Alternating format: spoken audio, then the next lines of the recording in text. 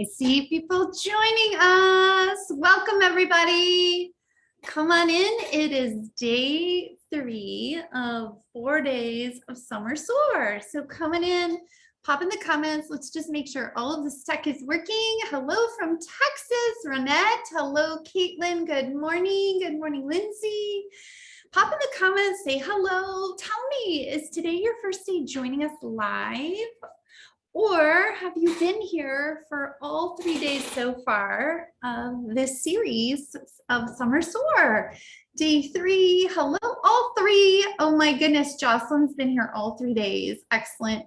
I was speaking on Instagram today with Angie, and she was telling me that she's at home quarantining with COVID, and that this has been a nice little break, distraction for her to fill her day. So I hope that's not the case for anybody else, but welcome, welcome. Let's come on in. I see the chat is working. People are logging in.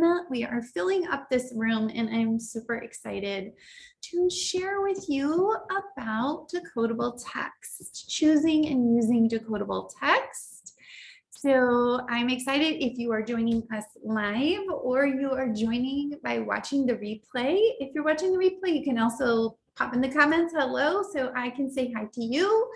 And I'm just so happy to be here. I am so impressed by, of course, this teaching community of leaders who are just giving up their free time to join me for these trainings and just to learn about good instruction. And I love connecting with teachers. I love sharing what I'm learning. I am a total nerd of all of these books that I want to read and webinars and courses that I take. And it just is so exciting to me to share and talk to other people who are like-minded. My husband is over hearing about how kids learn to read. So this is like filling my bucket. If we don't know each other, my name is Christina Winter. And I share and blog. I create resources all on my website, Mrs. Winter's Bliss. You can find me on Instagram at Mrs. Winter's Bliss. If you want, take a picture, snap it on Instagram, or pop it in my Facebook group, First Grade Bliss, so I can connect with you and just chat with you about joining for the session today. But I am so happy to be here, and I'm so honored that you're spending your time with me today. And if you are here today to talk about decodable text, we are going to discuss choosing and using high quality decodable text. We're going to talk about 3 things: the benefits of using decodable text, choosing high quality decodables, and then explicit lesson routines. Basically, what are you going to do before, during, and after reading? So that is on the agenda for today, and I hope that you are ready for that. Let's just tell you about a couple of little things. I already said that you can find me on Instagram. You could tag me there. We're going to do some giveaways today. I have, again, some freebies to help you get started with some decodable text. And also, I know that teachers are taking advantage of summer steals this week. So I am going to offer you a summer steal on decodables. I think it's really an amazing resource. The teachers that have been using it are just praising it to the moon, how helpful it is for their students. So if that is something that you want, then I'm making it available for you today. We'll be dropping links for the freebies and all of that, but don't worry if you can't grab it. If you're, sometimes links get busy when a lot of people are accessing it at one time, because it gets like overloaded. But don't worry, today when I send out the replay, I will absolutely send the link so that you can download those freebies as well. So I see everyone's popping in the chat. Yay, day 3 for me. Oh my goodness, Lori is joining us from Rome. That is amazing. Burlington, Texas. Joe Ellen in North Carolina. Joe Ellen, I am in North Carolina near Raleigh. I am formerly from Southern California, like Rosalie. I formerly lived in Redondo Beach, and that's where I taught for 16 years. And I moved to North Carolina when my daughter was wee little, and I taught for 5 years here. And currently I am not in the classroom. So this is what I do instead, because I love teaching and I love learning about teaching, and I am super passionate about our K2 friends and helping them grow and learn. So thank you for saying hello. I'm going to try not to look at the chat because I can get definitely pretty distracted. And I'll just give a shout out to my friend Laura. She is here today. She is going to collect any questions that you have. She's going to put them on a Google Doc so that I can see those questions. And at the end, we will come back to those questions. And I'll do my best to answer from all the knowledge that I know. So let us get started. Oh yes, Tina, I really wish I was joining from Rome. She is in Ohio. Yes, Idaho Falls, Maryland. Oh my goodness. Okay. So like I said, I introduced myself, and I just want you to know that I am on my journey of science of reading. I'm on my journey. I have taken courses. I have a whole, like a ton of books. My Amazon cart is always full. I have shared some good texts with you this week. I'll continue to do that, but I want you to understand that I am learning with you. And sometimes I don't get it right, or sometimes I learn, but then I take another webinar, another class, another course, and I add on to that and I change it. It has happened in the past 2 years as I've been on this journey. I want you to know that that's me, but that should also be you. So if you are on your journey and you are starting, I want you just to give yourself grace. I want you to applaud yourself that you are doing something hard. My background is all balanced literacy. I did do some things that I didn't know were structured literacy, but I just kind of figured out some things that worked. And now I'm like, wow, I didn't know, doing dictation was amazing support for my students. I didn't know that is, structured literacy, what I should be doing. But all my formal training is on balanced literacy, using level text, DRAs, running records, all of that. That is how M-Class, if you're from North Carolina, you know about M-Class and all that, the TRC, oh my gosh, hurts to think about it. But we're on our journey. And so if you are here, you're starting and you're doing what is best to help all students. So we know that some of our students, they're going to be able to read no matter what instructional strategies that we use, but we know what's best for all students is by teaching them with structured literacy. So just give yourself grace and just know that you're taking little steps, and whatever you start, whatever you're adding now, and then you add more next or later, you're doing amazing. You're doing a great job. I can't tell you, like, all the comments coming in yesterday. My school district isn't giving me any professional development. Thank you, Christina, for offering this. It's such a shame. It is such a shame, but I know I've definitely been in those shoes before with you. So it's just such an exciting time. Can I just get like an amen? Like, all of this knowledge, all of this information about how kids are learning to read, going through the letters program. I'm just reading all of this and I'm like, why didn't anybody tell me this? I have a master's degree in early ed. How come I didn't know that? But now that we know, we can do better. I know it sounds kind of cliche to say know better, do better, but now that we know we can do better, we're getting tools to do better.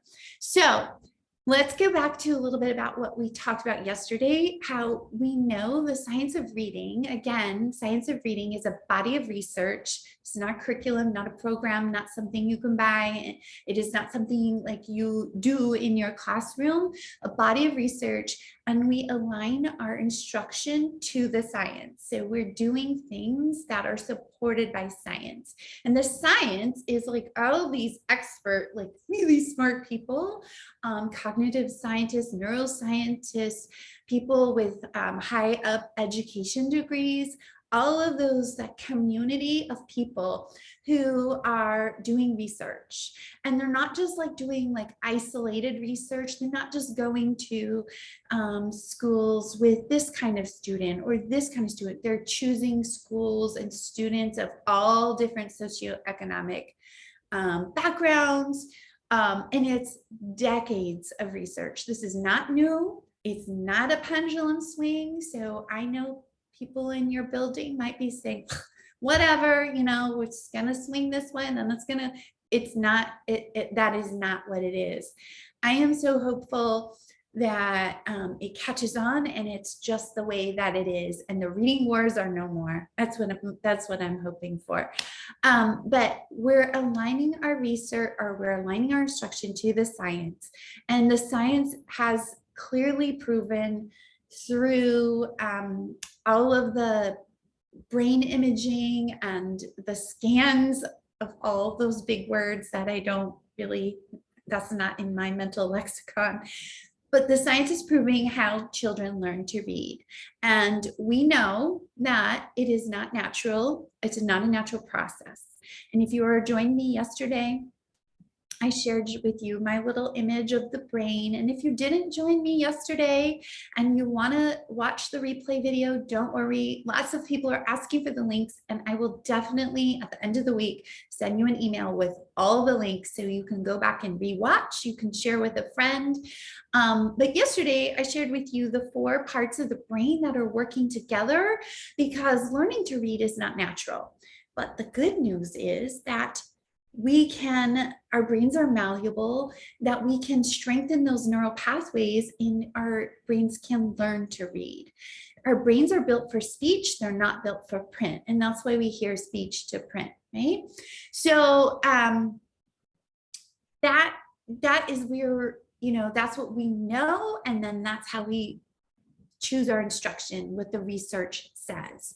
So before I just want to share with you, before we really get into decodables, I want to share with you a little bit more of the research. And I came across this article, and I've linked it in my blog post, in several different blog posts, but I really think it's worth talking about really quickly. Zaner Blossom is like they create curriculum, like phonics curriculum and things like that. And that is the website it is on. This article, I printed it out, I've marked it out, I've like looked over it several times. It's really a great article. It's called The Science of Reading, Evidence for a New Era of Reading Instruction. I believe Laura's gonna drop that in there so that you can look later at that article if you want. You can print it out and you can do all things.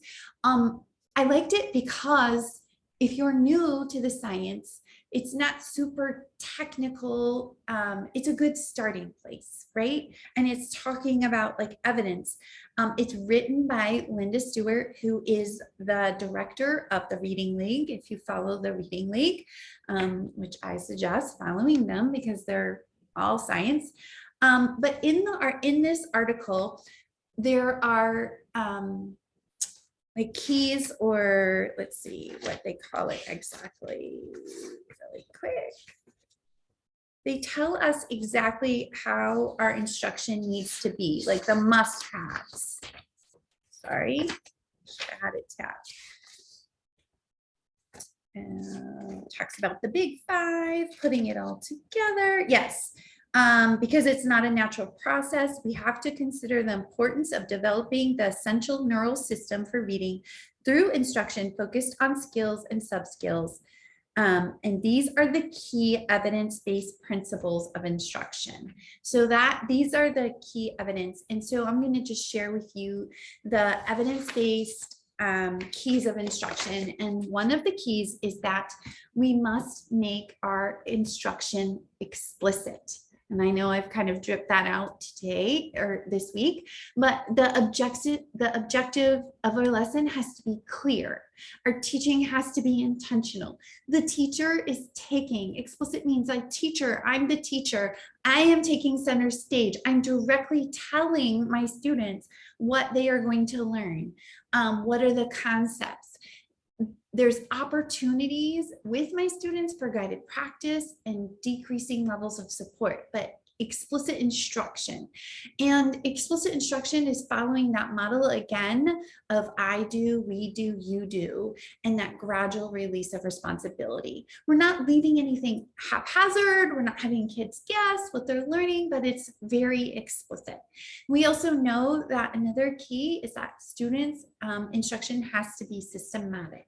And systematic means that skills are taught and practice in an order. If you're doing like phonics, it's a research-based scope and sequence. Each lesson is building upon each other. Students aren't asked to do things that they haven't been taught, right?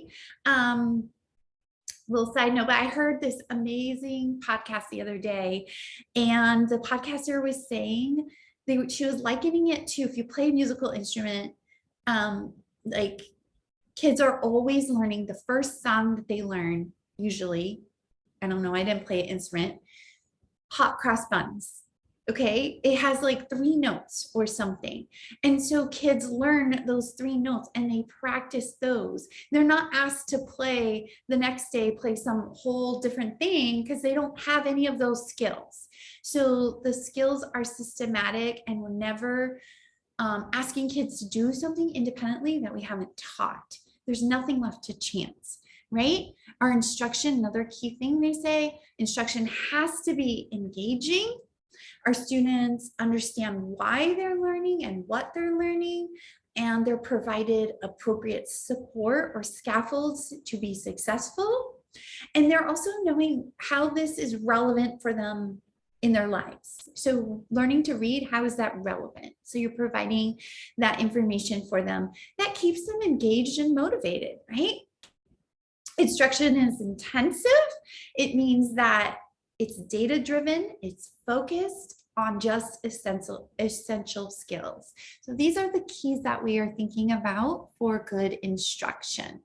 And then finally, we know that another key is that our practice activities, though that's, if you're moving to the we do, the I do, we do, you do, the you do part, those practice activities, even the we do part, is cumulative. And so they're getting an opportunity to keep practicing new skills and new concepts of things that they've already learned. I'm going to talk a little bit about Wiley Blevins in just a minute, but he reminds us, or he tells us, I've said this before, he tells us that students, when they are introduced to a brand new skill, it often takes them 4 to 6 weeks to learn something new. And that is one of the reasons why they fail at learning something new, because our curriculum is so fast paced that we have to keep going, keep teaching, keep things. And he is reminding us that we have to find ways to build in the cumulative review. And so I was like, when I read that, I've highlighted, underlined, circled it, I knew that to be true, but we have to provide those opportunities for our students. So I was just talking about Wiley Blevins, and you might have heard, I'm a fangirl of his work. I think that I obviously don't get paid for this. I'm hoping someday he's at a conference and he gives me like a ticket or something to go. But I have all his books. They're all great. What I really like about his work is that he is able to share information that is decades of research. I have, watched webinars with him speak. I have read articles about him. He is not like just making this stuff up. He's like researched it. He cites other researchers who have, done the same research as him. But this book, especially, if you don't have it, ask your school to buy it or add it to your wish list and see if a parent could buy it for you. Or if it's your birthday, ask somebody to buy it for you. But I really think if you are a K-1-2 teacher, this is a valuable resource.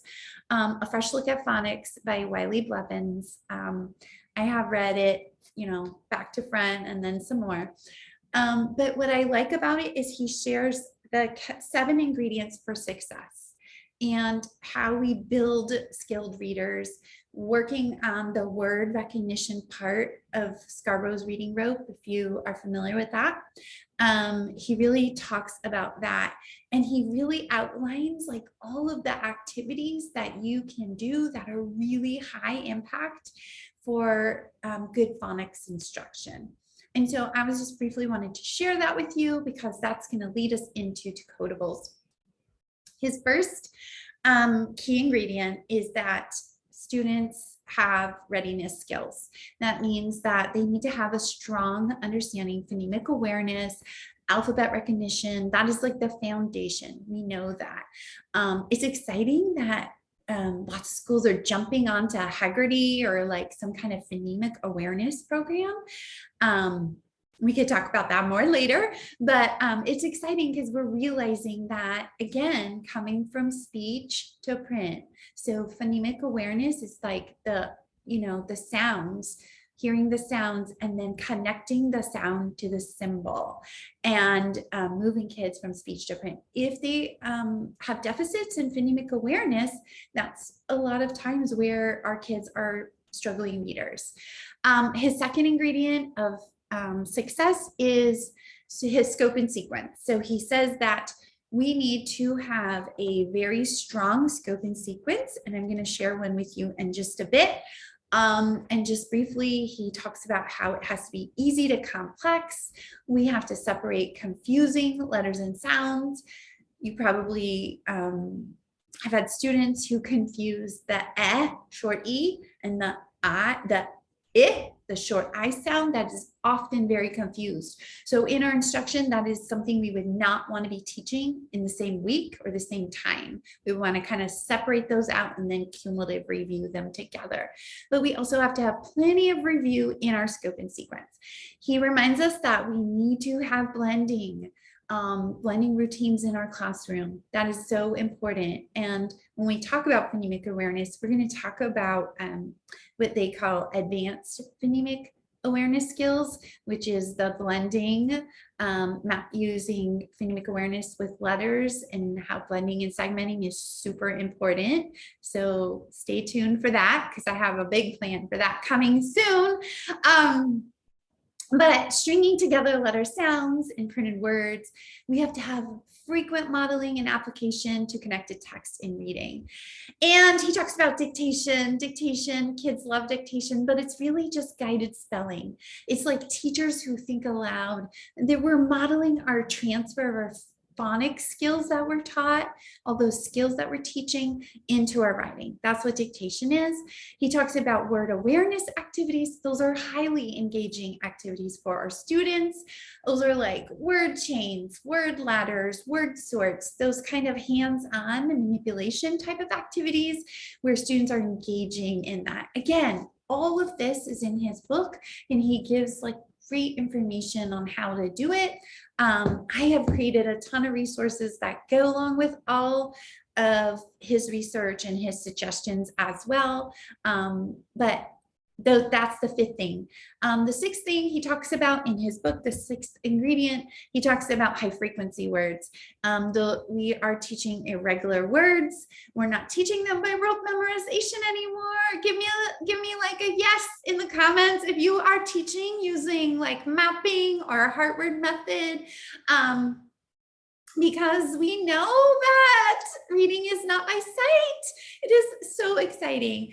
I taught by sending home sight word list and making flashcards. I did it for 21 years with my first graders. I know, no blame, no shame. But the heart word method is so much better for kids because most irregular words just have one phoneme that is not regular, it's irregular. Like the word said, the S and the D is regular. Kids can sound that part of the word out, but the E in the middle is spelled with AI. And so all we have to do is link it to the kids' knowledge and just showing them by analyzing.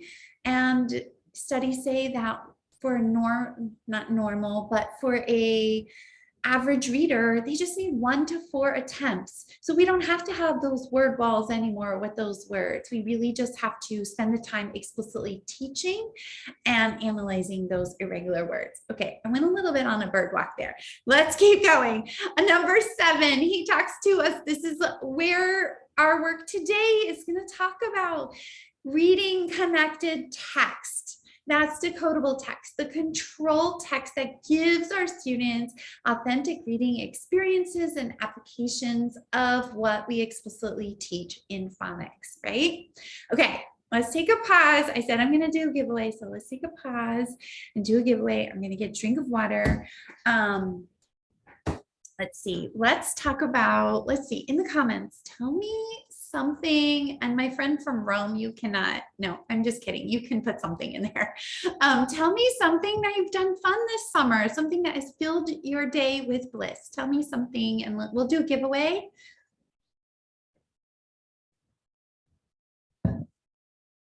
You know, I think about like, what is filling my bucket? Obviously connecting with teachers. What is my why for doing the work that I'm doing? And I just know that when I was in the classroom, I didn't always feel like I had all the tools I need.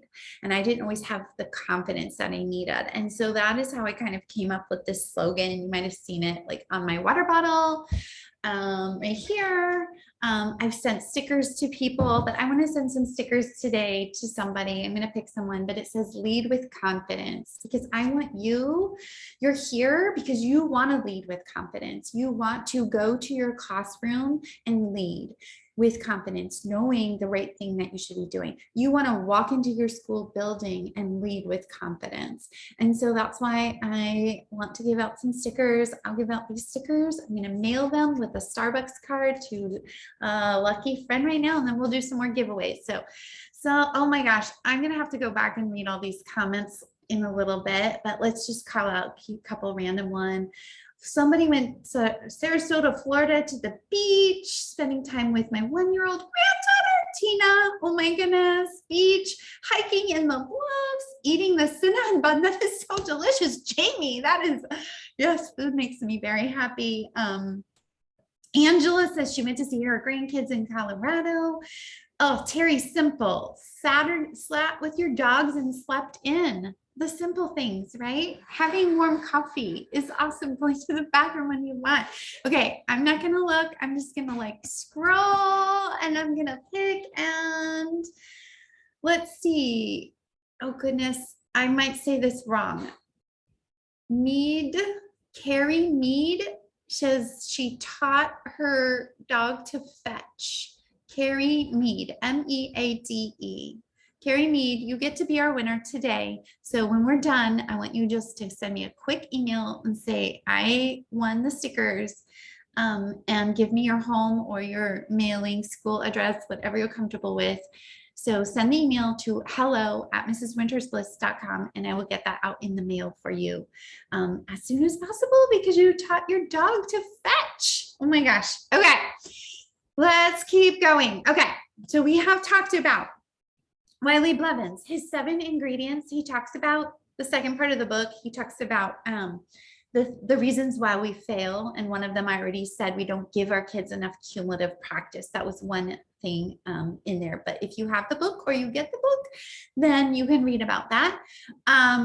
We talked about the key things that we need to, how we need to align our instruction, the characteristics. We have to be intensive, cumulative, engaging, systematic, explicit, all of those things. So now let's move in to why. Why are we making this shift? Like I said, 21 years, level text. We did that all the time. That was all I did. It wasn't what I was taught. I did try to incorporate some decodables just because I found that that was what was helping my very struggling readers, my low readers that just needed. I just accidentally kind of figured that out a little bit, but I wasn't definitely systematic, not systematic at all. So I wasn't good at it, but I was starting it. So why? Why do we want to use decodables and not level text. And you might still be told that you have to use level text. So maybe you want to take some notes and go talk about it. But I want to just show you right now a couple of books. These little books that I found like way back in the cupboard from when my little girl was little. But this one is a level B and this one is a level A. And I bet you might not have these books because these are like from Scholastic. You probably have like Rigby or Benchmark or whatever your school has purchased. But I bet you will have books like this. They follow a pattern. So this one is called You See. You see a lion, you see a robot, you see a monster, you see a dragon, you see an ice cream cone, you see a bus, and then you see us, right? Okay, level A. So what? This is very beginning of kindergarten. We're talking about like average, right? Okay, I'm looking here. Lion, wow, that's not a decodable word. Robot, a multi-syllable word. Monster has bossy ER, like the ER ending. Dragon, that is a really difficult blend on the word dragon, right? Ice cream cone, ice has the soft CE, the cream has the EA. There's so many skills in this book. What are kids doing? Tell me in the comments, what are kids doing if they are successfully reading this book? Best friends, what are they doing? I am a star. My best friend is a car. I am a cake. My best friend is a snake. So that's the pattern in this book right here. But what are our kids doing when they are reading these like leveled texts? I'm gonna scroll down. Yep, reading the pictures, guessing. They're using predictable patterns. They're memorizing. Yep, memorizing. Yes, they're using the 3 cueing system, which we know is not, if you're following the buzz about it, they are using the 3 cueing system, and that is not actually reading. They're not reading. They're not doing the hard work. They're not doing that hard work. Remember, we have to strengthen those neural pathways. They're not doing that hard work to actually read. So when we now take the pictures away and we are not giving them those support systems, we're not giving them the pattern, we're not giving them the picture, they're failing, they're flopping, they're not doing well because they're never attending to the text. And yesterday we talked about how orthographic mapping, remember that is not, orthographic mapping is not something we do. We do phoneme grapheme mapping where we match the sound to the symbol, but orthographic mapping is that mental process that's happening inside of our brain where we take the print and we learn the words for instant recall because we have done the sound symbol relationship. We've done that phoneme grapheme mapping and we've strengthened those skills. So when our friends see those squiggly lines, those letters, when they see those letters, they know they represent that sound. And if we never have our kids do the hard work because they're reading these pattern texts, then our friends are never making those, they're never like storing those words and in their lexicon. They're never doing that work. So it's not easy. And we as teachers and mommies get excited. Oh, my daughter is reading. I'm so happy she's reading. She read, I like the red balloon. I like the green balloon. I like, I see mommy friends of mine who like are so excited. They put the picture, the video on Facebook. Joshua's reading and, it is exciting. And listening to friends struggle when we give our kids decodable text and they have to struggle through the text, it's painful, right? It is painful. And we want to help our friends. We want to help our friends, but we have to make them struggle. Maybe struggle isn't the right word. We have to have them work through the text and lift the words off the page, right? Now, we're not going to say, because a lot of people don't want to use decodables. They're like, they're boring. They are not meaty. They're not great. I mean, there are some good, because decodable text is becoming very popular, evidence-based, lots of new things are coming out. But yeah, they're not meaty. They're not amazing like Tacky the Penguin or Molly Lou Melon or Welcome, you know, any of those great literature books that we're going to read. So we're not going to forget about that. We as teachers, we're going to use those good quality literatures with high vocabulary, complex themes, all of that. We're doing that in another part of our day. We're doing that in our modeled lessons to build or strengthen the reading comprehension strands of the reading rope. Okay, so let's not forget about that. We're not saying use decodables and nothing else. Decodables are what we're going to use during our word recognition part of our teaching of our day. We're still going to use quality literature for read alouds and things like that.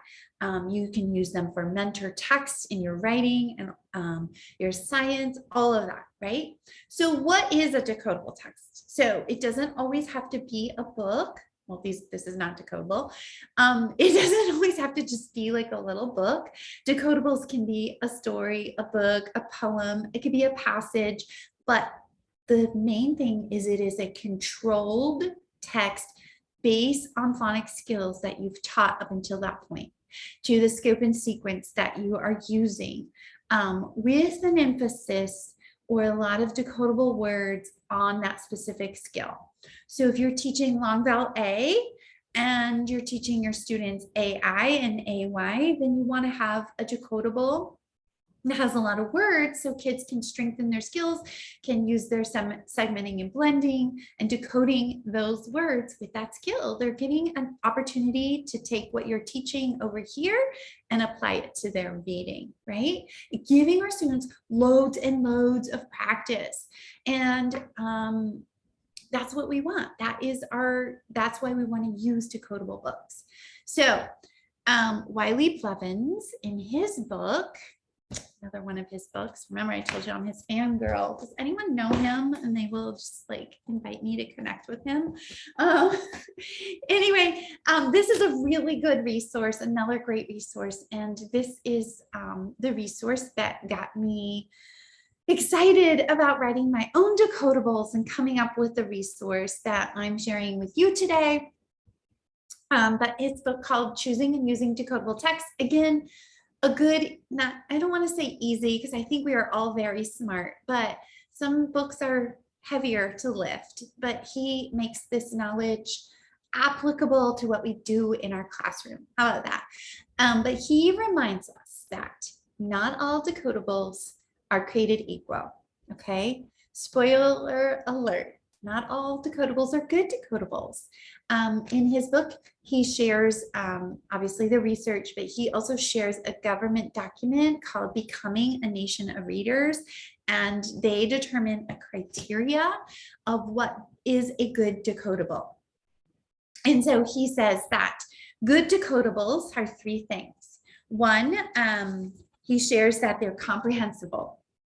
And what that means is that they make sense, they're natural sounding, how like a proficient speaker speaks, how a reader of English speaks, comprehensive, right? They're also instructive. So we know, again, we're going to take it back to our instruction. So previously taught decodable words and new target phonics skills, there's ample practice in that decodable text. He also reminds us the other thing is that they have to be engaging. They have to be texts that kids are going to want to read again and again. They want to revisit, they want to read them again because they're going to develop fluency. They're meaty enough, the decodables have to be meaty enough that kids want to talk and they want to write about the decodables. So that's what he tells us about the criteria for a high quality decodable. Then he tells us about some common issues with decodable texts. And the first thing he says is that decodables, some decodables use low utility words. Like when I used the Scholastic reading program, we had some decodable text and it was like, I can lug the cat on the rug or something, or put the cat in the vat. And it was like, No, I mean, it's great for kids to build their vocabulary, but like a vat would be like a cauldron, and that is just not something that a child might know of. Obviously, we can, help them, but it's like those are low utility words. But you can see like somebody who says, put the cat in the vat, they're just trying to use short A words. They're not really high utility words that kids would have exposure and meaning. They're not, working on the meaning. He also tells us another problem with decodables is that they're using non-standard English in sentences. Like you might see a decodable that says, the pup did run at Kit, because they're trying to, again, use decodable words. The pup did run at Kit. That's not how we speak. Another problem, nonsensical sentences, like tongue twisters. That's not something that's helping children build meaning from their reading. And then the next thing, the other problem that he cites in his book is that some decodables use like odd names that kids might not know, because again, they're trying to put some decodable words into the book. Like Ben had mem, like Ben is holding a cat. Ben had mem. Like mem is probably not a name. It could be, but probably not a name that children are familiar with. And so by just putting in like these odd names, that's a problem. So that's not high quality. And with all those problems, it just really makes meaning for kids, because that's, they're reading for meaning, hard for them to figure out, like what's mem, they might not know. So again, our goal with decodables is that our students are getting ample practice of the new phonics skills in the text, and they're gaining meaning from what they read. Okay, so let's see.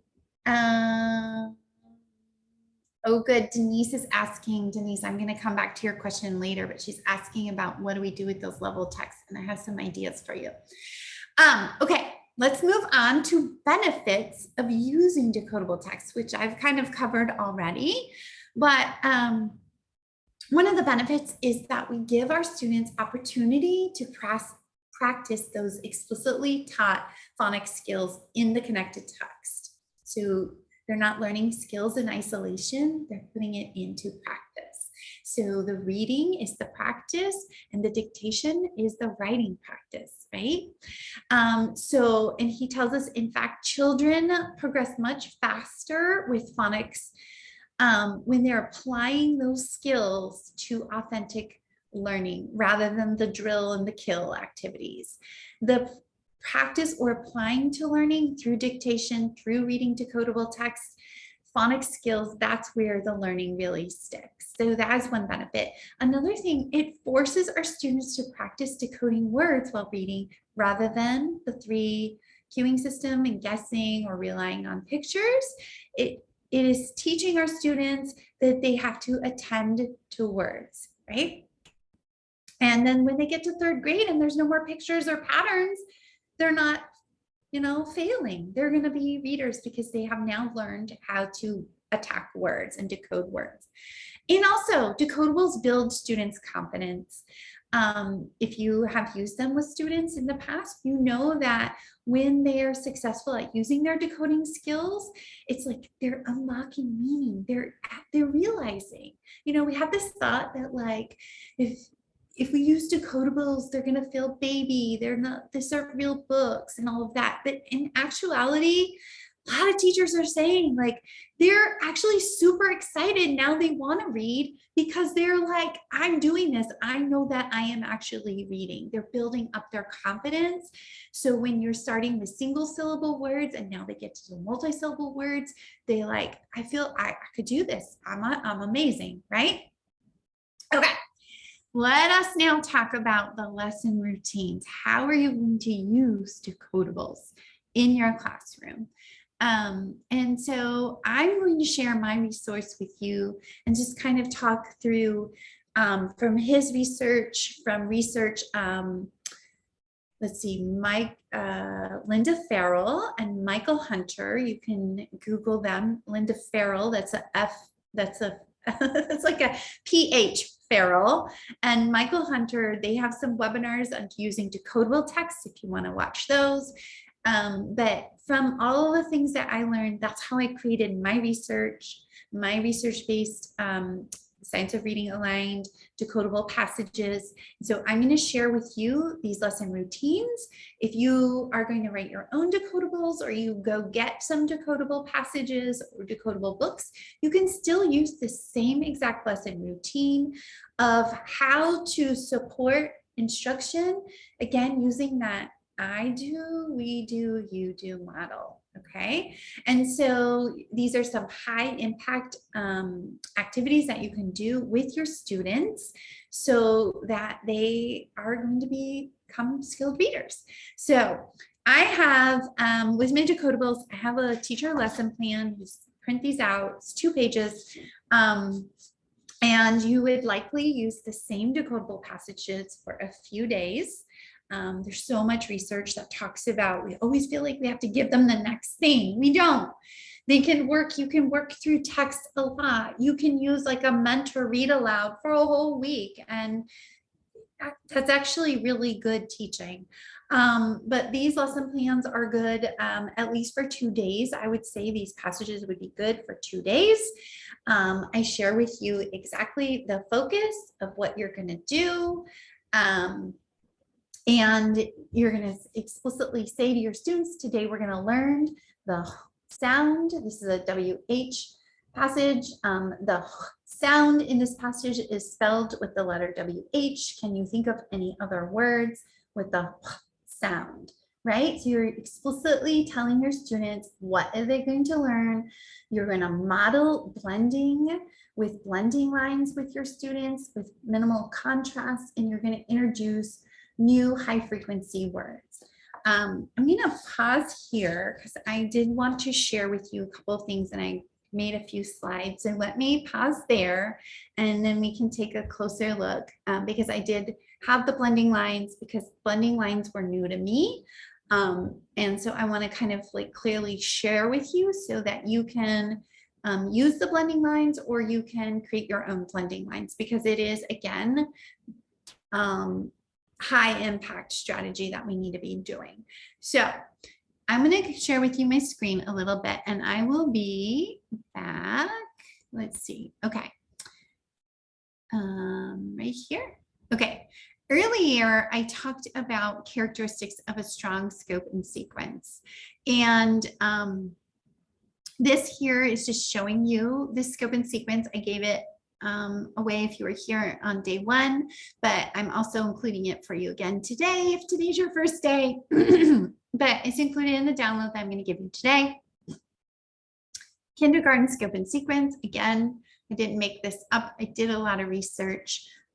If you have a scope and sequence already that your school's asking you to use, then you should probably go with that if you have your own program. But if you don't, because a lot of teachers were like, I don't know what to do, this is a great scope and sequence. But what we know, characteristics of a strong scope and sequence, again, what Wiley Blevins reminds us, other people remind us, it starts from simple to complex. It teaches high utility skills before less useful sound spellings. If you look at kindergarten, we have M, short A, S, P, T, all in the first 3 weeks. So we go back to maybe how we used to teach kindergarten with letter of the week, and we would do letter A and then letter B and then letter C. So yeah, kids could spell the word cab because they have A, B, and C, but they can't do anything else yet. So if we're using letters, and these are the like letters that are continuous, right? We're giving them those first because those are sounds that kids can hold on to longer as they're blending. They're learning blending. But our kids, by like the 4th week of school, they have 1, 2, 3, 4, 5 consonants and 2 vowels. We can build a bunch of letters. Our kids are going to get started on reading much sooner if we're using this. So we're using those high utility skills before less useful skills. We're separating again, we separate confusing letters and skills, the short E and the short I. We build upon skills with plenty of cumulative review, right? So we're building on that. So there is the kindergarten scope and sequence. And then the first grade scope and sequence. And I'm going to share with you, you might already have it if you've like downloaded things from me before.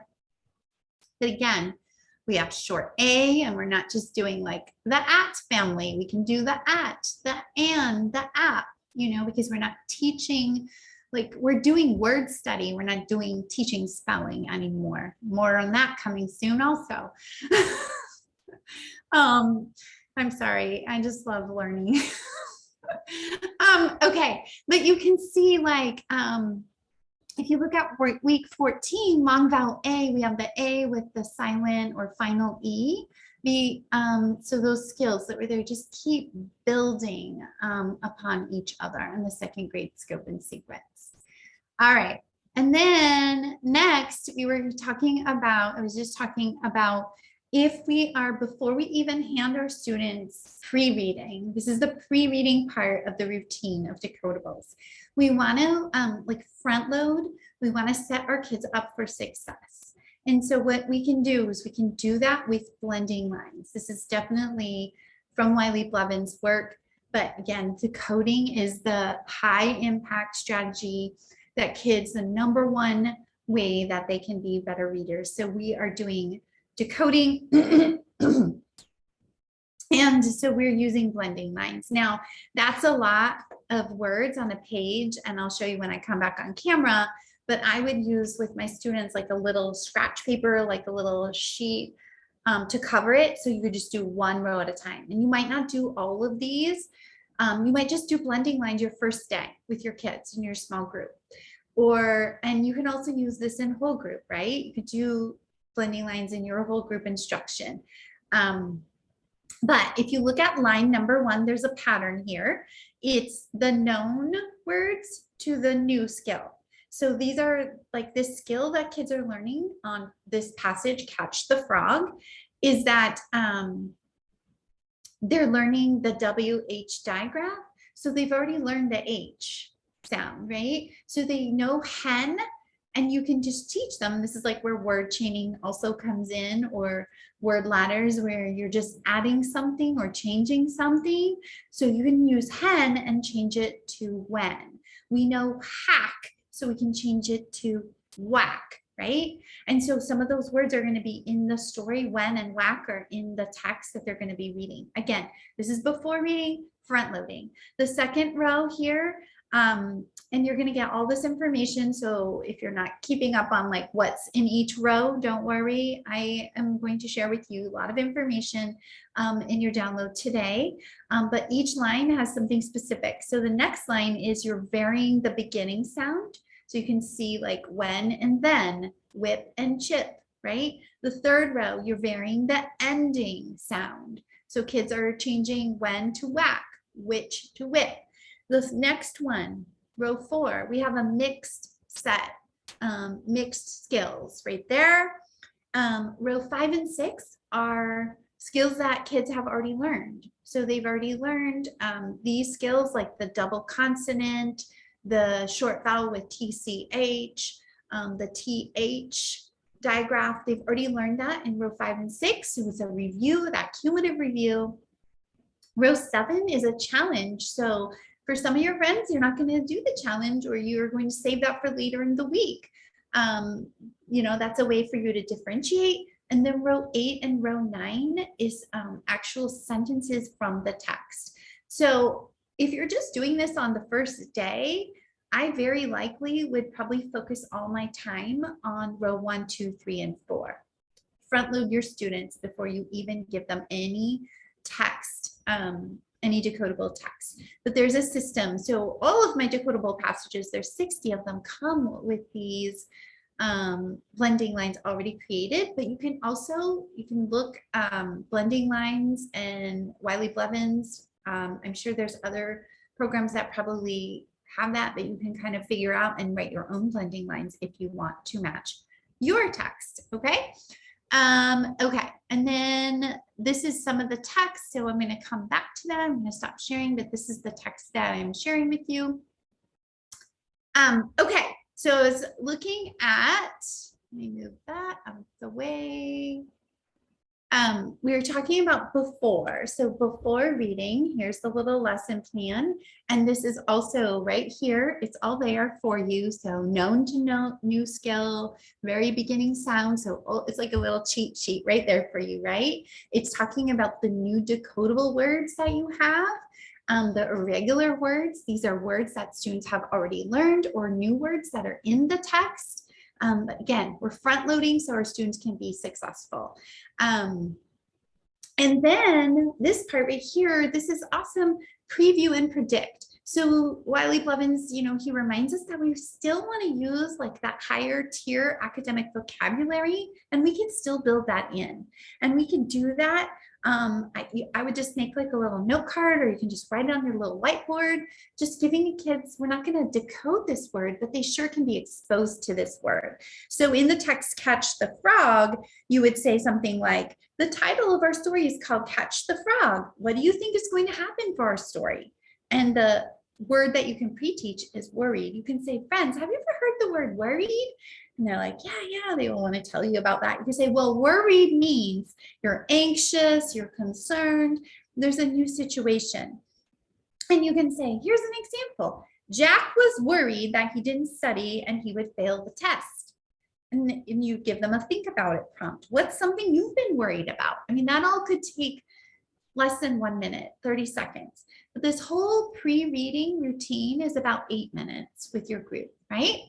And you could definitely do this whole group or small group, definitely both ways. Your tier 1 instruction, again, if you think about your scope and sequence, this would be a nice way to build that in if you don't have the explicit, systematic, the controlled text. If you don't have that, this would be a way that you could incorporate that. You could also use, you can use how you're going to find out what skills your kids need work on. There's a ton of assessments out there. One that I think is really reliable is the Core Phonics, you just Google Core Phonics survey or Core Phonics inventory. If you Google that when we're done, you'll see a PDF pop up and it gives you like all the skills. So CVC words, blends, digraphs, open vowels, you know, all of that. And then you could use decodables right at your students' level to match them with their skills, exactly what they need. Okay, so we've done 8 minutes of pre-reading. We have front-loaded. We have given them all that support so that they are going to be successful. Oh my goodness, thank you for hanging in with me because I'm just talking and talking. And now we're going to get ready to read. And then this is when we are going to, again, we can tie it back to that academic vocabulary.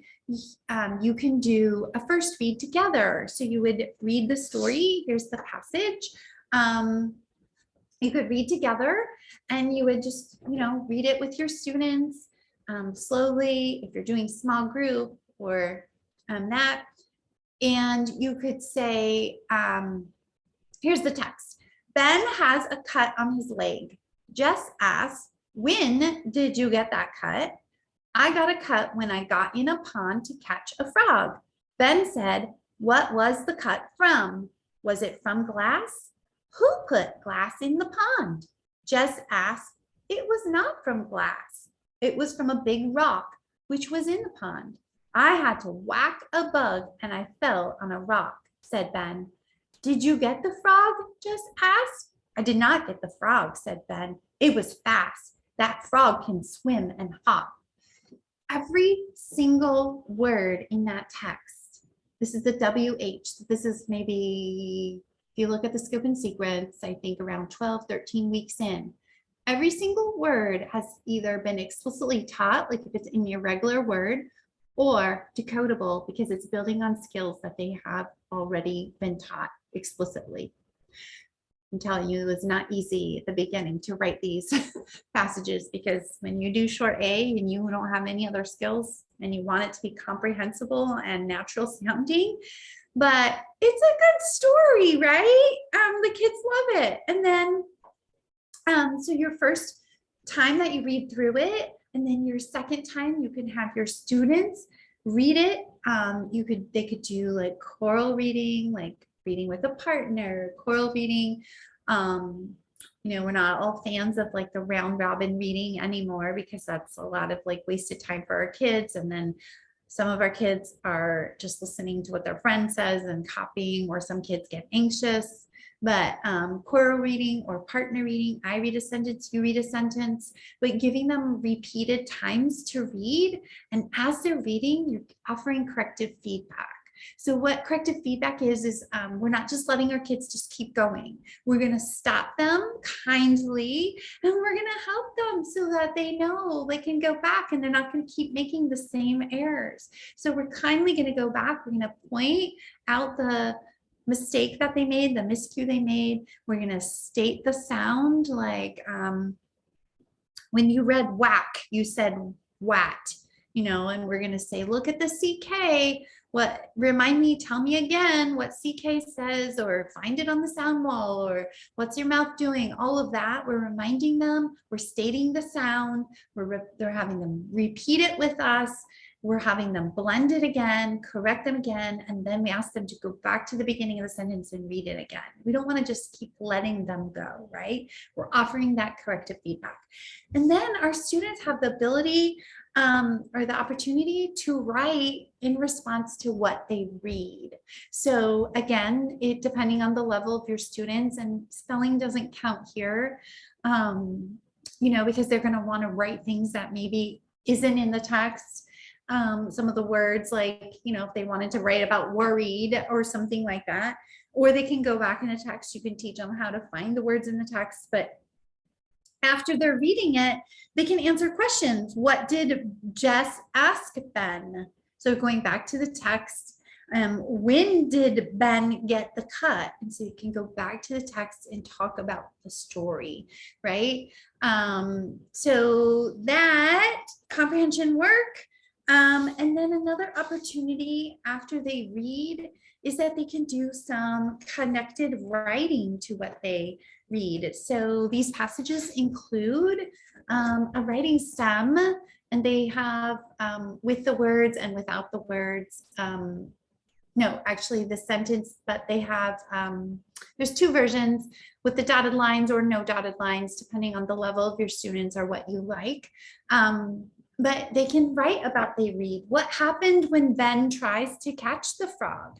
And then when Ben tries to catch the frog, and then that's where your students, and you could do that together. They can do that by themselves. So just so many opportunities to have these amazing decodable texts as a very plentiful experience of reading with our students, connecting what they're learning to their reading, to their writing, and engaging for kids.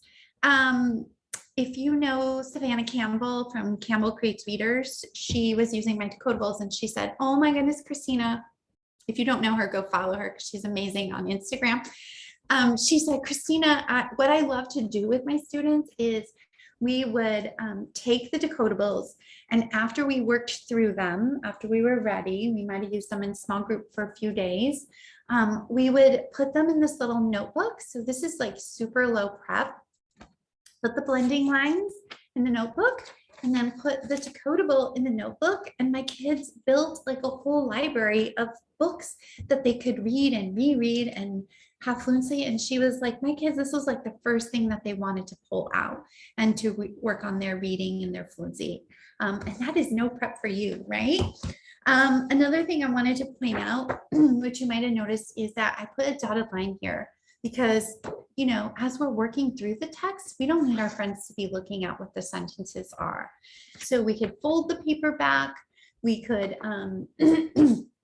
cut it apart if we want. And that's what she decided to do with them in this notebook here. Earlier I did say, I'm kind of like scattered around because I'm looking at what's on my table, but earlier I did say I likely would not just hand my kids these blending lines just like this. You could fold them, or you could give them these like a little bookmark so that they can really focus with their eyes just on what you want them to look at. So they can really practice their decoding skills just on the line of words that you're looking at. So that's another helpful hint for you. Okay, so all of that, blending lines, decodables, I think I covered. Oh, one last thing, because I have to like, it took me a long time to do this, so I have to be proud of myself. So I recorded myself because I wanted this resource to be so helpful for teachers and students. So what I did is I recorded myself and I added a QR code. So this could be something that kids could take home, or if you want them to do it during a listening center, or however you want to use it. But basically each passage, I have read it 3 times. The first time I say, friends, listen, I'm going to read. So they're going to hear a model of good reading fluency. And then I'm going to say, a second time, second time I read it, I read a line, they read a line. Yeah, I think that's how I did it. And then the third read, we read together. And so the kids are hearing me read, but it's just, again, another support for your students. So they have good decodable text and they have an opportunity. That's another scaffold for your students who need that. So today I'm going to be sharing a freebie. I said I was giving you a freebie of some decodables, lots of teacher information in there. You will see kind of all of them, how they are. I just wanted you to have all this knowledge. If you choose to use my decodables, I think they're amazing. But if you're going to create your own, I wanted you to have all this knowledge of the things that you need to make them high quality. Or when you're looking at decodables, you know, teachers ask, what decodables should my school buy? You know, well, these are the key characteristics that you want to keep in mind. So when you choose your decodables, that you're choosing high quality decodables. But for today, summer steals, if you are ready to purchase some decodables, if you would like them, I'm giving them to you for half off. Again, summer steals once a year. I've been doing it for several years. I just want to give an opportunity for teachers to get resources at a really deep discount. 50% is way more than like a teachers pay teachers sale. That's 25% off, which is still a good sale. But these decodables are 50% off, and my bundle has 60 decodable passages. I showed you some samples. They're on sale all day today. Today's Wednesday. You're going to get those explicit lesson plans with suggested pacing, the activities that you do before, after, and during, the blending lines for each story, the written and the oral comprehension, the audio QR codes, you can listen to me read. I'm your guest teacher in your classroom, the write and read things. What else comes with them? The printable passages that just give your students the opportunity to read and build their fluency, right?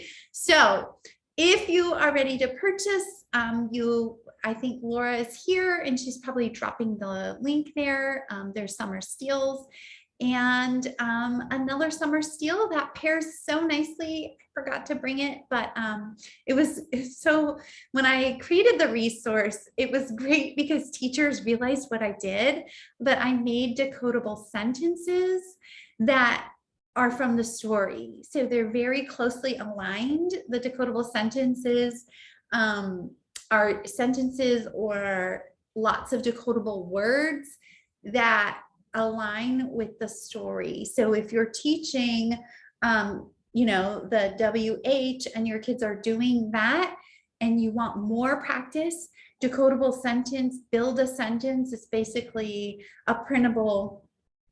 I didn't even think to bring it today, but it's also on summer still half off.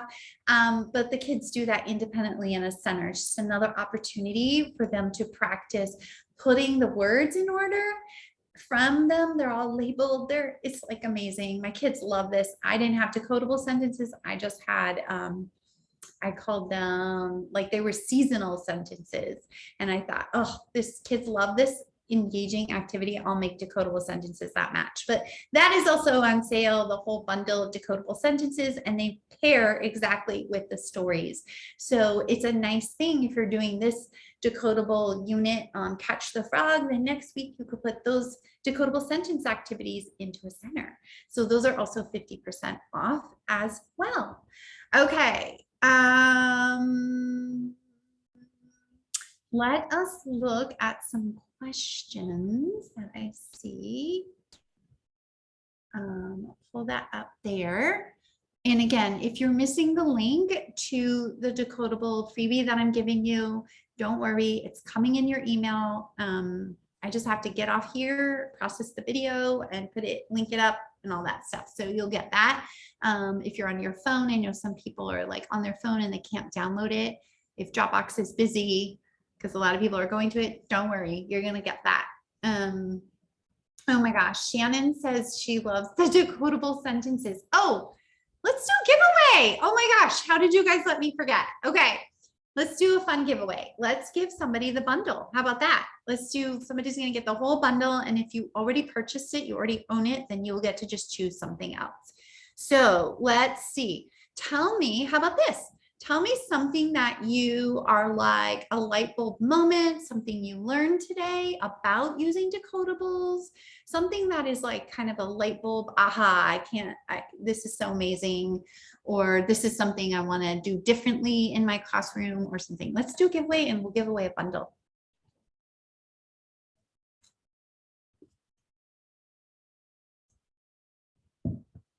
Oh, Helen says, me, please. Oh my goodness, yes, please. Oh my goodness. Oh, somebody asked what phonics level. So I'm sorry, I didn't even say that. They start with CVC words. So the 60 passages, they all build upon each other using that scope and sequence. CVC, we have blends, digraphs, vowels with the final E, silent E. Then we move into vowel teams. Then we move into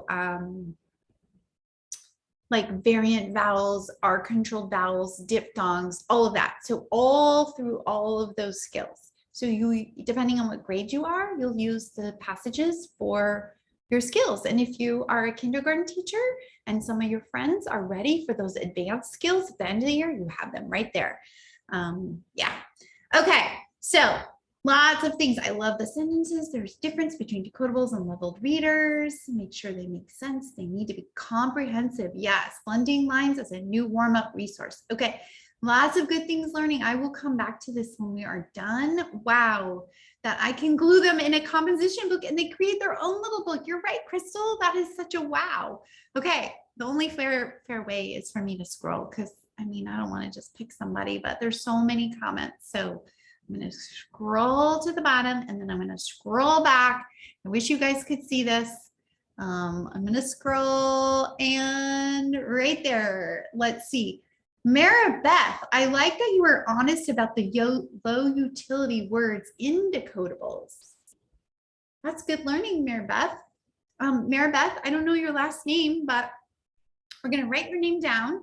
But I want you to email me hello@mrswintersbliss.com. And if you haven't purchased the decodable bundle, if you don't already own it, because I know lots of people do, then I will send that your way. And if you have already purchased it, then we'll get you something else that you want. But Maribeth, thank you for sharing your learning with us today. Okay, I can't wait to read all of this thing. Suzanne, no more picture guessing. Nope. I know, isn't it crazy all the things that we thought we were doing right and we weren't. Okay, let's go to the questions. So if you can stick around, I know we're like an hour and 15 minutes in. I'm going to go through some questions. If you can't, I completely understand. And tomorrow is our last day, 4 days of SOAR. And tomorrow I'm going to talk to you about one of my other passions, literacy centers. So we're going to talk about how to make good choices when we're picking literacy centers to align them to the science of reading, structured literacy. So coming in tomorrow with that. And tomorrow is my daughter's birthday, so I'm excited about tomorrow for several reasons, side note.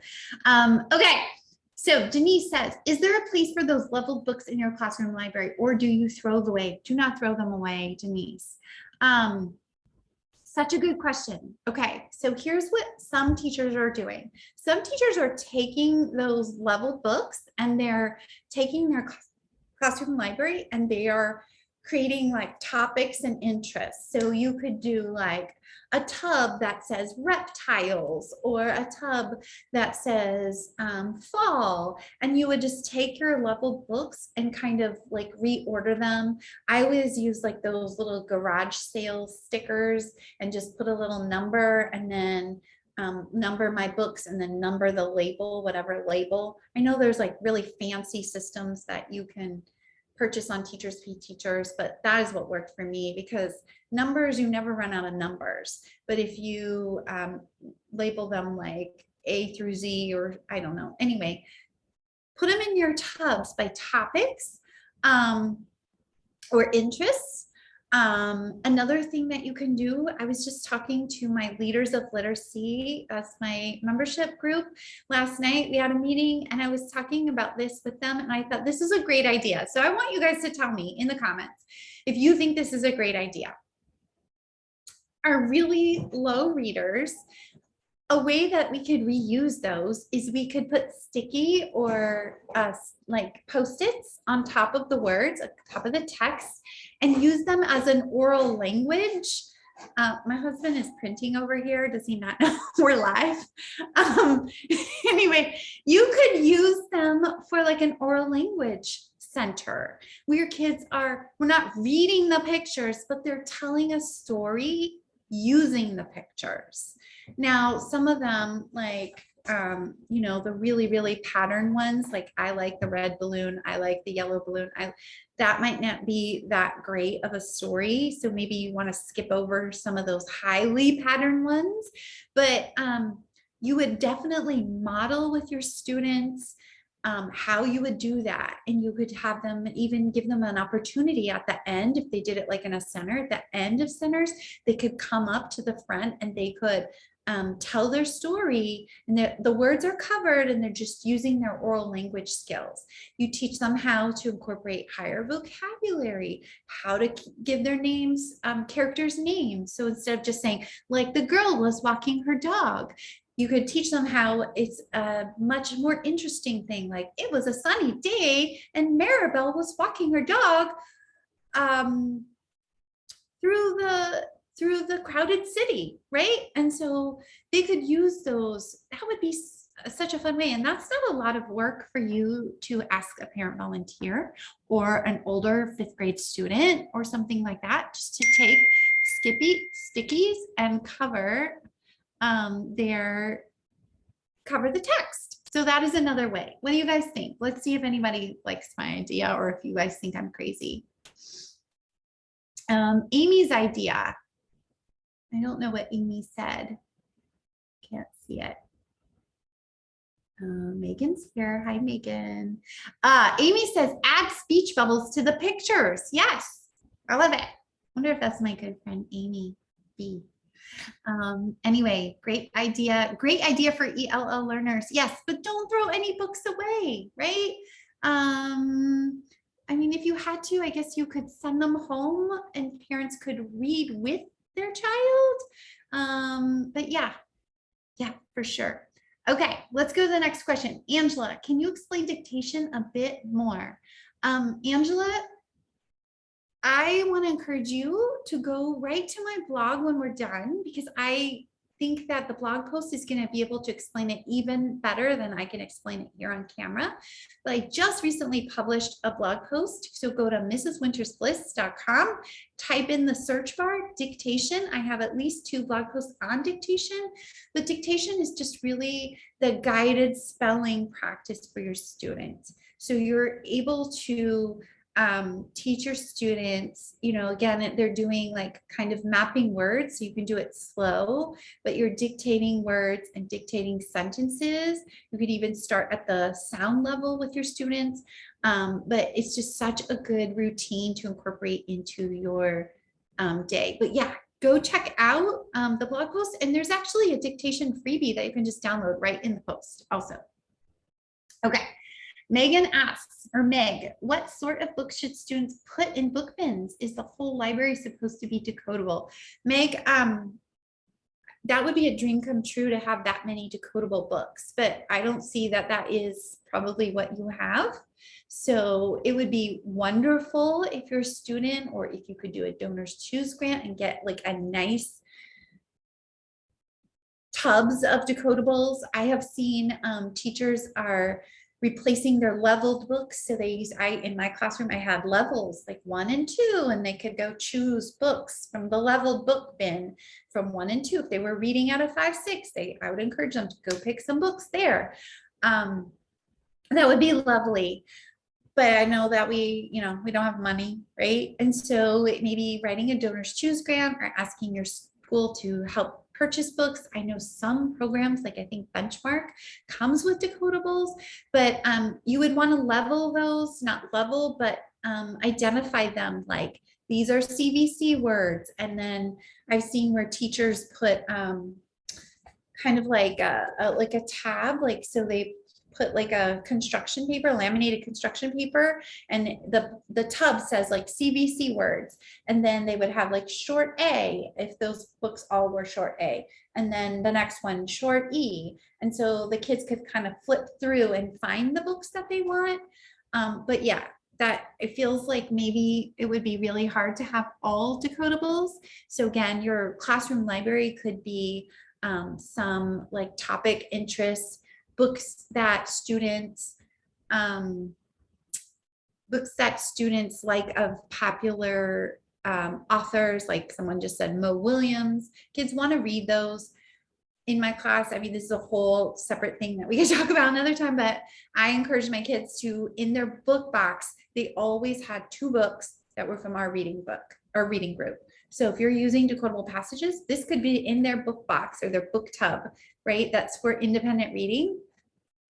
And other decodables that you have, they always had 2. And the rule was you have to eat your healthy food. And we talked about healthy food and how it makes us grow and strong and all of that. So decodable books are reading group books are healthy food that we read first. And after we read those, then we can go to dessert. And those are your books that your kids want to read, like Mo Williams books, or they just want to look at picture books, or you have nonfiction books on insects and they just really want to look at those books, right? Those are dessert books. But you have to really be explicit, and you have to train your students, and you have to give them that feedback when you see them doing what you're asking them. So I hope that really helps, Meg. Maria, is this a routine you do in small group or whole class? Maria, Wiley Blevins says that we can do both. So it's harder to hear your whole class reading at one time. So you can figure, like what I'm thinking that I would do is I would, if we're reading the actual passage part, I would know who I want to be checking in with, sitting near, maybe a whole group. Those certain kids are kind of seated right in front of me as we're working through it. And then we're following up in small group if that is the level of text that you're working on with your students. I would say in small group, you're aligning your instruction with that phonics inventory, the skills that they need help with. If they're really stuck on blends, if they're not proficient with blends yet, then that is the skill that you would be working in small group with. Kind of like how when we did leveled text, our kids at 5, 6, we were instructing them kind of in that range. Well, if my kids are struggling and they need more practice with blends, we're not going to, even though our tier 1 instruction, we're moving forward to silent E or final E patterns. We're going to still kind of give them that remediation and that extra support on their level there. Hopefully that helps. Let's see. Sarah, parents at our school like reading books being sent home daily with their children. When students are at this beginning stage of reading, do you send these decodable texts home for home learning? I would absolutely do that. And I would make sure that they understood, like, I would send home a letter and explain, if you have older children, this is what we know. The brain has told us. If you haven't downloaded it yet, I have, if you go to my website, right on the front page, it's like free Science of Reading toolkit. There is an editable letter in there that you can send home with your kids that kind of helps to make the shift for them. Because so all these parents, like when the Common Core math, we didn't learn math this way, right? So they're used to teaching their kids how to memorize sight words, and we have to teach them. We have to now give them all this new knowledge that they're going to be learning as well. But yes, I would absolutely send Decodables. If you have books that you can send home, if you want to send the passages home, these passages can even work for homework, things like that. Yes, and it's awesome that parents want to support their readers. Sarah, how are you educating parents about the science of reading, bearing in mind that many of them learn the balanced literacy approach? Sarah, yes. Go to my website. If you just go to mrswintersbliss.com, you can see right there on the home page, you just click on that top picture and it takes you a place that if you have not downloaded that editable, it's like a toolkit, and I have like a ton of resources in there and information for you. And it's all about getting started with science of reading. And then you can use that letter that I'm giving you as like a basis to get started and create your own, or you can use that letter to send home. Sarah, okay, Sarah, I just answered that. Ronette, when do you start decodable readers? Because they have to know letter sounds and some high frequency heart words before you start decodables. Absolutely. So the very first decodable in my passage bundle starts with CVC short A.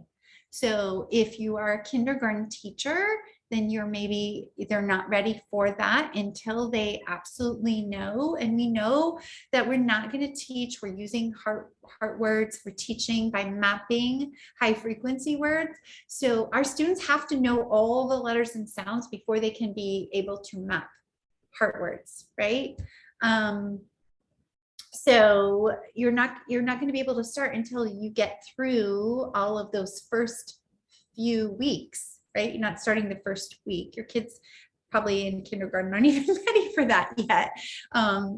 But yeah, so I think like you could start this maybe 6 weeks in once you get that going, and they have now learned short A and MST, right? Those skills. Megan is here. Megan wants to know, at what point do you find it appropriate to move away from decodable focused text when you have advanced readers? Megan, this is a very good question. And she says, I'm thinking about my second graders that are independently reading chapter books that can spend more of our reading group time focused on comprehension. So I have notes about that because I have been studying that, because that is a question that comes to my inbox quite often. And I don't want to get it wrong, because the training I took, she was very clear. Gosh, I don't remember her name. I have to go back to my other notes that are not available. But here's what she said.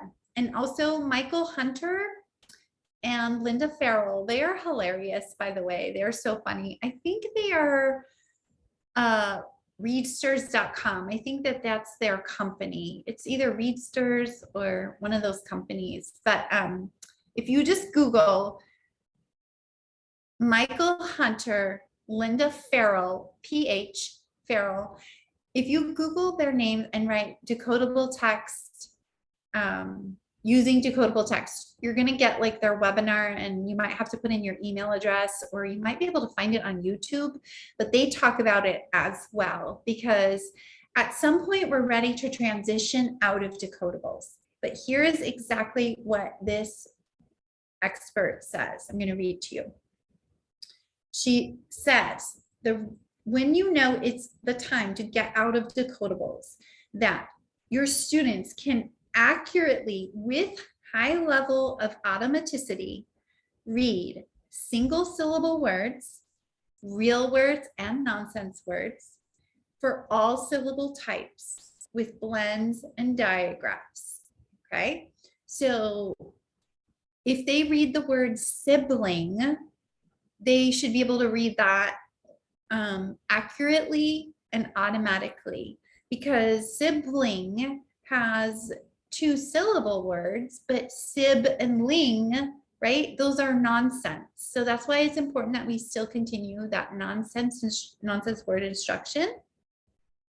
She talked about when our kids know nonsense, like the like the pleat, incomplete, and delete. If they know the eat syllable, I guess I'm not saying, am I saying that correctly? Eat, delete, eat, yeah.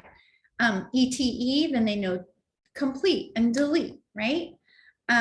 She also talked about real common 2-syllable words with all syllable patterns, including the schwa. So they have to know the schwa. That's the sound, like in about, right? Or president. Before transitioning to fully uncontrolled text, students should be able to read decodable text with a high level of automaticity, not slowing and not sounding out words. So really more once they get through blends and digraphs of CVC, blends, digraph, multi-syllable words, and then able, like they really have like a good understanding of like vowel teams and the sound symbol correspondences that go. So they're able to decode through that. Michael Farrell, I didn't write these notes on that paper, but when I watched the video, they were talking about, I'm sorry, Linda Farrell and Michael Hunter, we're talking about if you wanted to think traditionally what we know as level text, that is like around the level J. So that was kind of where my kids ended in first grade. So hopefully, Megan, I hope that helps moving them out, because yeah, if they know all the phonics patterns they don't need, they have mastered that. And your phonics inventory is going to help you to know if they know those patterns. Okay, Melissa, are the decodables appropriate for second grade? How do you fit it all in? I have 30 minutes for intervention time and 60 minutes for core content. Melissa, if your second graders are still working on those patterns that are in your scope and sequence, I know that the scope and sequence that I'm sharing with you, they start just a little bit on CVC words and they go through vowel teams and advanced vowel patterns like diphthongs, variant vowels, and all of that. Those decodables cover all of those skills. There's 60 units, so there's enough for every single skill. And how do I fit it all in? That is a big conversation. And that is coming soon because that is a very popular question of structured literacy. What does my day look like? And what does my small group look like? And I have been doing a lot of homework on that. And I am not ready to share because I want to make sure that everything that I'm sharing is what the experts agree upon. So Melissa, you can go to readingrockets.com and type in, if you're looking for a small group, like, no, you can look at 90-minute literacy block, and Reading Rockets is all signs of reading online. And they kind of outline what your day looks like, but you will need to have a part in your day where you're doing direct instruction, where you're doing both parts of the reading rope, the language comprehension part, and then you're doing the word recognition part of the reading rope. You're hitting all those skills in your direct whole group tier 1 instruction. And then you also have to have small group time. In my class, we do literacy centers, and that time of my day was almost an hour. And so that was the time that I could pull small groups. So that was more than an hour, and usually more than an hour and a half of my day. And then another part of my day, first grade, was we had a separate time for direct instruction on writing. And that was kind of like writer's workshop where we learned about narrative, opinion, and what am I thinking? Narrative, opinion, and informational writing, right? So those was direct instruction on just writing, but of course, incorporating all the skills. But stay tuned. Jennifer, I'm used of grading level A through D on report cards with respect to leveled Pontus and Pinnell and benchmark for grade. How do you give reading grade without using leveled readers? Jennifer, I think that is a good question that you are going to have to go to your team and your school site and decide how you're going to do that, because I think that everybody has to be in agreement, right? If you go to your, I don't know, we also gave our kids we didn't give a grade, like it wasn't like reading grade level A, like you got a grade. We had standards-based report cards. And so at each benchmark of each time, it was like kids should know short vowel words with automaticity. And it was all Common Core standards. And so each benchmark, each grading period, so that would be like you're obviously aligning your scope and sequence to your benchmark or your grading. And then if they can read blends and digraphs, or if your standard is, or your grade, your thing is, reads multisyllable words, whatever those things are, that's how you should be giving your grades. But again, I think that that is a big conversation that you need to have with your administration and your team so that you're all aligning together and coming up with a benchmark. Again, like for the first quarter in first grade, I would want my kids to know CVC words. So they have all their sounds, all their letters, know CVC words, and maybe blends, if that's what you're teaching. And then the second quarter, we need to know these things, right? And then that is your benchmark, how you're giving a grade, because it's a natural progression. Remember, skills are starting from simple to complex. Kristen, with spelling dictation, how do you feel about weekly spelling words? Kristen, I haven't told anyone this yet, so you're the first to know, but next week I'm going to be doing a live meeting on spelling instruction, or what we call word study. And actually, if you've been around for a really long time, that is how I got started on this whole blogging, creating business, because I wanted to share out my spelling program, and it is getting a whole revamp. So if you own my kindergarten, first grade, second grade, third grade, because I started with first grade and teachers were begging, can I have this for second? And then kinder, and I was like, kindergarten spelling words. Anyway, it has been a lot of work, but I've aligned everything now to the science. We're going to absolutely love it. And on next week, I can't remember, end of the next week, I'm planning a whole time where even if you don't own my spelling program or you don't want to buy it, you can just learn about spelling instruction.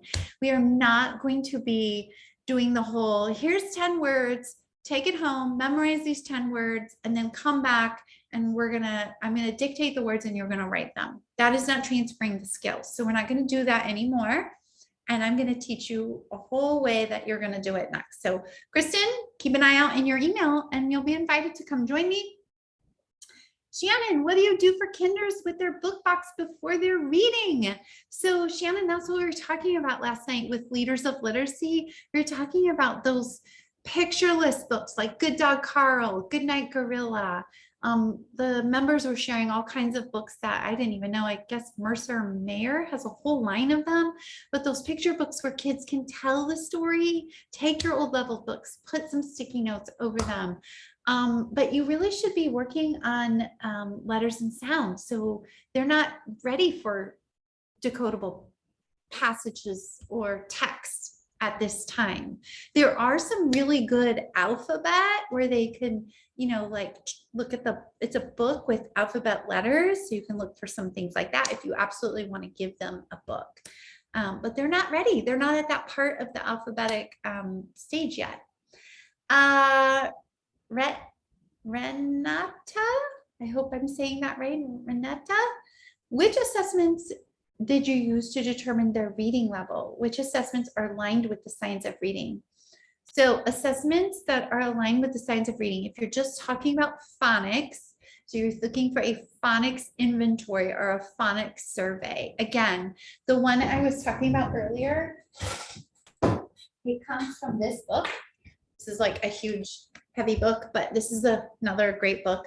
The core group, they have I think they have a whole curriculum as well, but core phonics survey, it's online. You can just download it. I don't know if they know that, but you can download it for free. If you just type in core, I think it says core phonics survey, CORE, but it has all the skills so that you can put the words in front of the kids.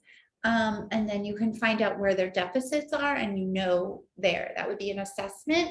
If you're looking for an assessment for phonemic awareness, David Kilpatrick, he has the PAST, the THEPAST, and that's going to help you know where they are in their phonemic awareness skills. So there's a great assessment that's also free that you can just download right there. Okay, again, I think that's all the questions. I am so appreciative to you. There's still over hundreds of people here going on an hour and 40 minutes. How amazing that you are. I hope that this is so helpful for you. Thank you for filling my cup by being here and letting me talk about how kids learn to read. Thank you if you are purchasing passages, because it helps with this addiction that I have. I could buy more books in my cart, and I could continue to, you know, running a webinar costs a lot of money. So it just helps me to pay for the things so that I could do the work that I absolutely love. I really hope that I get to see you tomorrow for Effective Structured Literacy Centers. If not, catch the replay and watch it. But if you're watching the replay again, say hello. I would love to connect with you. And I'm going to sign off now. So thank you so much. And we will talk with you soon. Bye for now.